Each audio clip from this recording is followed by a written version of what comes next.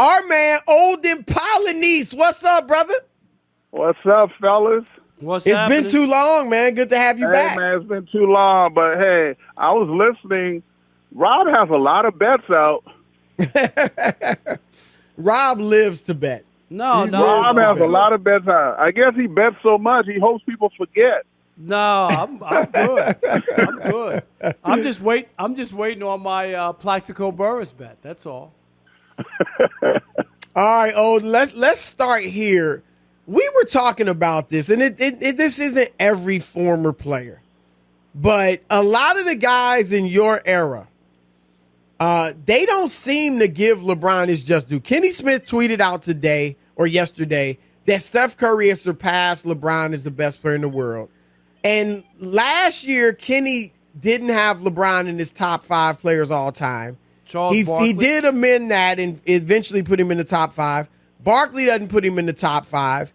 I mean, maybe we're just wrong. We think it's obvious he's a top 5 player of all time.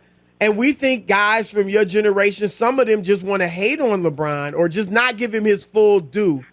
Do you think we're off on that, or do you think there is something to that?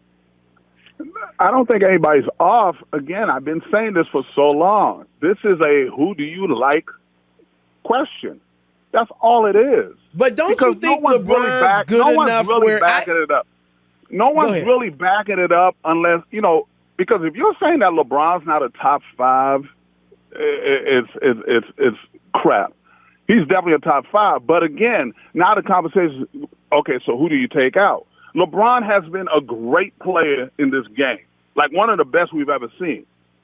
So were all these other guys. And that's what I'm saying. So it can't be a top 5, top 10. It has to be appreciate everybody for who they are and what they did. That's the bottom line. I refuse to have this argument anymore because it's always going to be argumentative because if I say left, you say right. If I say up, you say down. It's one of those situations. But we have to appreciate LeBron for what he's done over the years. The consecutive finals, the championships coming down from 3-1, coming out of high school, averaging 25 for 17 straight years. Come on, man. You got to appreciate that. If nothing else, and you're right, guys in my era, they got to get that stick out their butt because it is what it is. But here's my other thing, Olden. Before it was they don't want to hear from the writers. We didn't play. We don't know what we're talking about. And now you got former great players out there. Paul Pierce, right when he was on ESPN, didn't have LeBron James on his list either. No, I know, but it's not. Personal. Okay, Charles Barkley, Kenny Smith. There have been a number of guys, and all I'm saying is, at first it was that it was the writers, and we're jealous, and we don't want to give guys their due. And now it's guys who played the game at a high level, and now what is it for them? Is what I'm saying to you. I mean, what's the excuse? You think they hold it against LeBron that he started putting together these super teams? But he didn't. Well, he didn't start super teams. we've always had to listen. We've had this super is what teams, LeBron did. but he was the first player to put it together. That's all. I'm not criticizing it. I'm just saying that's the difference. Before it was you play with the hand you're dealt. LeBron actually picked his team. All LeBron did, you're right about that, but let me explain.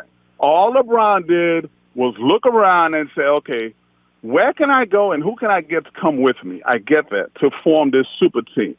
And that's where, like, if I'm going to, pick and judge, I'm kind of, hesitant with him on that one only. Only because the Boston teams, Lakers, all they became a super team.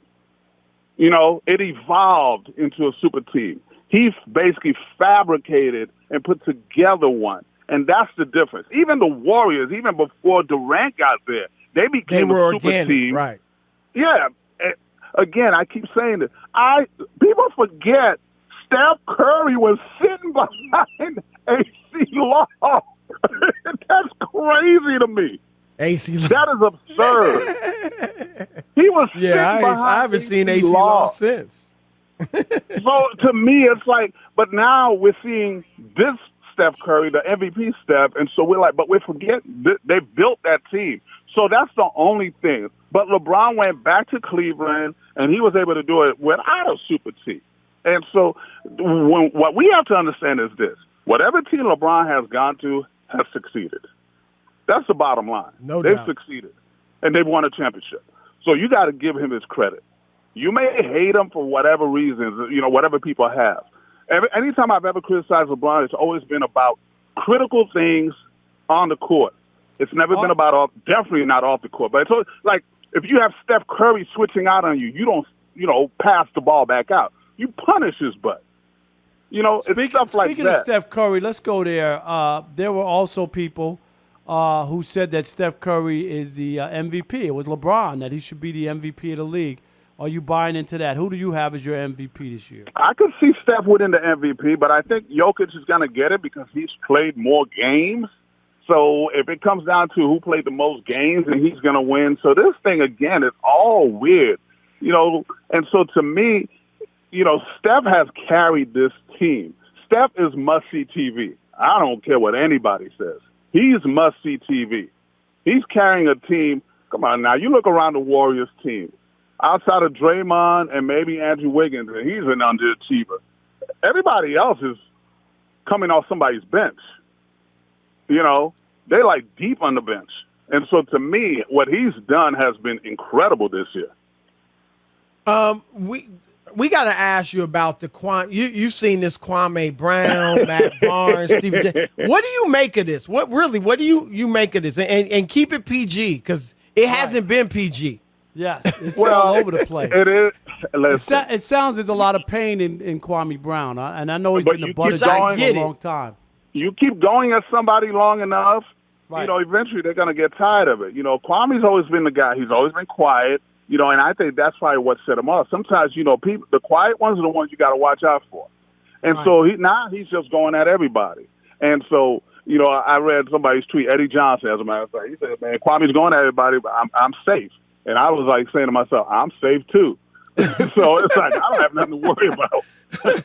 One of the reasons why NBA players can't ever write a tell-all book is because you have to tell on yourself, to make the story good. Because if you're telling on somebody, you're basically telling on yourself. So it makes it very difficult.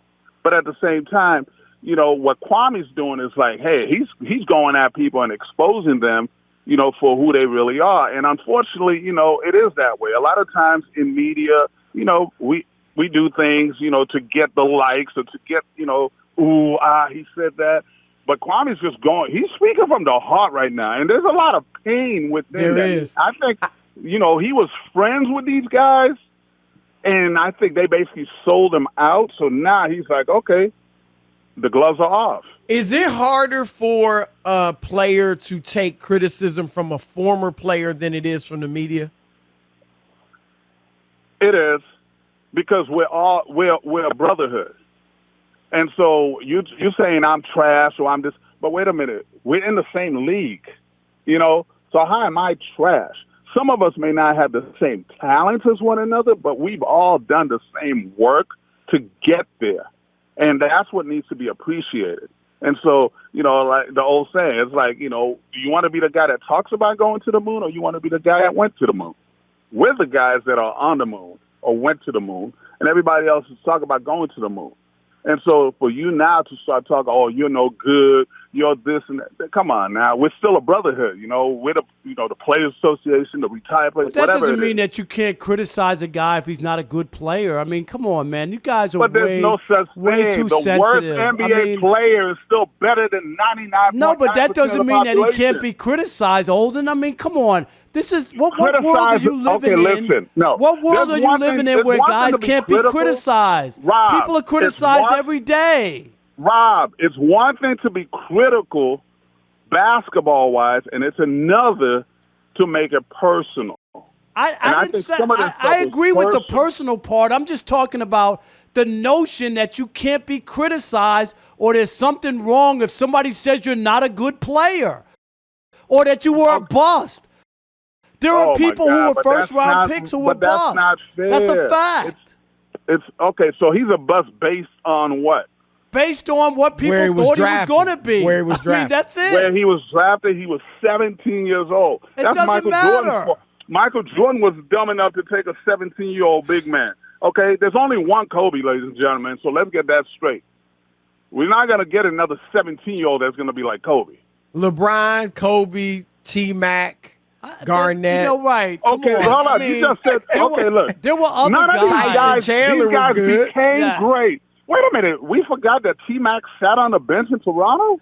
No, that would have been fine. We didn't expect Kwame to come in and give us 20 and 10. But he had a long career. No, look, I'm with you. I look, there are other guys. For some reason, Kwame has become the poster child for bust over a guy like Anthony Bennett, right? Anthony Bennett is clearly the biggest bust in NBA history out there. Or LaRue Martin out of Portland. Remember that in LaRue 1972? Martin, yeah. But I guess it's because Kwame hung around. He did have a solid 12-year career, and he contributed on his teams. But I guess because he was always there, people kept beating on him versus a guy that disappeared after 3-4 years, and so everybody forgot about him. And he probably also is association with Jordan. That probably has something to do with it too. Because Michael That he was drafted by Michael Jordan. That Jordan was a horrible general manager. Whoever drafted Anthony Bennett was a horrible general manager. They should not have jobs. How about that? Because, see, if you're going to say it about the player, then you got to say it about the person that picked them. All right. Olden Polynice dropping bombs.